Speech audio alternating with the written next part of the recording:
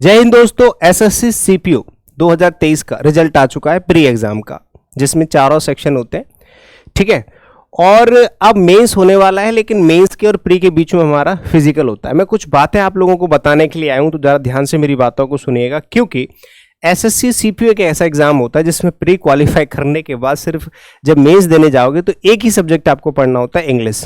ठीक है, English language के दम पे ही आपका सिलेक्शन पॉसिबल हो पाएगा।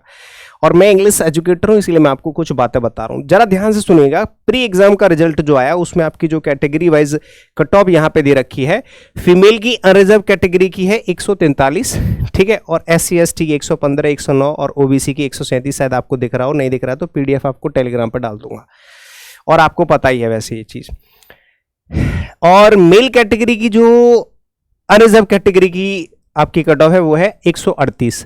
खास बात यह है कि जैसा हम लोगों ने एक्सपेक्ट किया था, क्योंकि शॉकिंग वाली ऐसी कोई बात नहीं है। MTS का और CGL का रिजल्ट बहुत ही शॉकिंग रहा था, तो हमें अब सरप्राइज होने की आदत हो गई है। तो इतनी कट ऑफ तो बनती है सीपीयू एग्जाम की, ठीक है। हाँ, इतना ही एक्सपेक्ट किया था, 140 रिजर्व की प्लस, और वही है।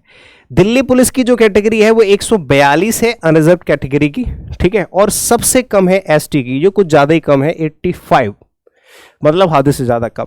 लेकिन ये सब छोड़ो, अब मैं आपको बात बताता हूं कि इसके बाद क्या होगा। देखो, इसके बाद आपका टेस्ट होता है PET PST, फिजिकल टेस्ट होता है, उसके बाद आपका मेंस होगा। तो आप अंदाजा लगा सकते हैं कि सीपीयू के प्री के बाद जब मेंस होता है तो उसमें 2 से 2.5 महीने का टाइम आपको आराम से मिल जाता है, क्योंकि फिजिकल होता है उसके बाद मेंस होता है, तो आपको 2 से 2.5 महीने का कम से कम टाइम मिलेगा।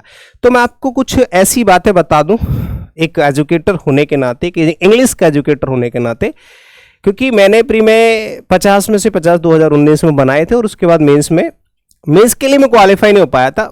बाकी मैं मेंस में अच्छा स्कोर कर सकता था, क्योंकि मैंने 2022 में भी 135 बनाए हैं, और 2019 के सीजीएल मेंस में भी 195। तो एक स्कोरिंग मार्क्स आप लेके आ सकते हो, है ना। और ये तो ऐसा एग्जाम होता है जिसमें सिर्फ एक ही सब्जेक्ट आपको तैयार करना है, इंग्लिश। तो कुछ टिप्स तो आपके लिए बनती हैं। देखो भाई, मैं किसी तरह की आपको फालतू प्रमोशन की बात नहीं करूंगा। फॉर एग्जांपल, आपको 100% इंग्लिश पढ़नी है, तो उसके लिए आपको करना क्या है, मेरी बात जरा ध्यान से सुनना। सबसे पहली बात तो देखो, हम लोग क्या करते हैं, जैसे अभी आपको फिजिकल की तैयारी करनी है, तो हम लोग फिजिकल में लग जाते हैं, पढ़ाई छोड़ देते हैं। ऐसा बिल्कुल नहीं करना है। दूसरी चीज, कई बार हम लोग सिर्फ पढ़ाई कर रहे होते हैं, फिजिकल छोड़ देते हैं, और दोनों काम करते हैं, तो दोनों में से कुछ ना कुछ चीजें थोड़ी सी कॉम्प्रोमाइजिंग हो जाती हैं। कभी हमारा फिजिकल खराब तो कभी, तो वो आपको मेंटेन करना पड़ेगा। फिजिकल के साथ साथ आपको पढ़ाई नहीं छोड़नी है। हाँ, पहले के अपेक्षा थोड़ी बहुत कम कर लेना, लेकिन अच्छी बात यह है कि आपको सिर्फ एक ही सब्जेक्ट पढ़ना है, ठीक है। दूसरी चीज, जैसे ही आप इंग्लिश की तैयारी करोगे, तो इंग्लिश के लिए भाई आपको कुछ भी अलग से नया तो बिल्कुल पढ़ने की जरूरत है नहीं है, क्योंकि जब आप 140 नंबर ला सकते हो प्री में, तो आप पढ़ने वाले तो होगे ही। जिसने प्री क्वालिफाई कराया वो भोंदू आदमी तो होगा नहीं, ठीक है। तो आपको बेसिक्स बिल्कुल नहीं पढ़ने हैं, क्योंकि उसको पढ़ने की ना तो आपको जरूरत है, ठीक है। हाँ, और अगर आप तैयारी बेसिक्स की कर भी रहे हो, है ना, तो लॉजिकल नहीं है, तो बेसिक्स तो आप हटा दो।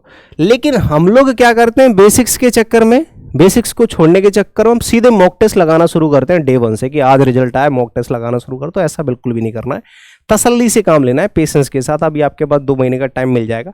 तो आप क्या करोगे, जो कुछ आपने सीखा है पहला बेसिक्स, मैंने ये नहीं कहा कि बिल्कुल नहीं पढ़ना है, आपको सिर्फ रिवीजन करना है। हम लोग क्या करते हैं, जैसे 100% टाइम को प्रैक्टिस में दे देते हैं, लेकिन ऐसा नहीं करना। आपको कम से कम 60%, ये देखो 60% कम से कम, इससे कम नहीं, 60% जो टाइम है ना, वो आपको रिवीजन को देना है।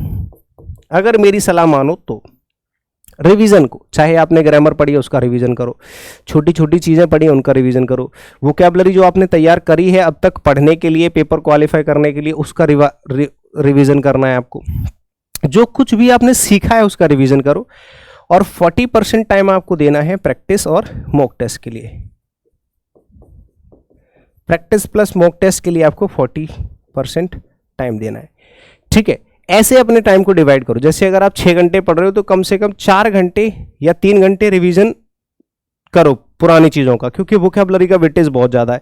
ग्रामर के क्वेश्चंस प्री में आते हैं 2 4 6 क्वेश्चन, उससे अपने आप को कंपेयर मत करना, क्योंकि 2 टॉपिक से, मात्र 2 टॉपिक से आपके 30 क्वेश्चन पूछे जाते हैं वॉइस और नरेशन से, आपको पता है। टेंस, प्रेपोजिशन और आर्टिकल, इनसे भरपूर क्वेश्चंस पूछे जा रहे हैं, ठीक है। नॉन फाइनाइट के कम से कम 3 क्वेश्चन आना कंपलसरी है आपके मेंस में। तो इस तरह से ग्रामर का रिवीजन बहुत जरूरी है।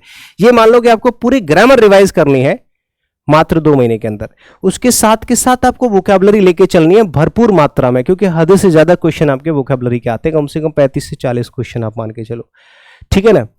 हाँ, और उसके बाद आप लोगों को क्लोज टेस्ट वगैरह और कॉम्प्रिहेंशन की डेली अभी से प्रैक्टिस करना शुरू कर देना। एक एक क्वेश्चन डेली लगाओ, एक एक दो दो सेट, जिससे आपको तब तक जो है हैबिट हो जाएगी, आदत सी हो जाएगी, ठीक है ना। हाँ, साथ के साथ अपना फिजिकल साथ रखना। मॉक टेस्ट को प्राइमरी मत मानो। ऐसा नहीं कि आज से मॉक टेस्ट लगा रहे हैं उसके नंबर कम ज्यादा हो रहे हैं तो उससे आप स्ट्रेस ले रहे हो, ऐसा बिल्कुल भी नहीं है।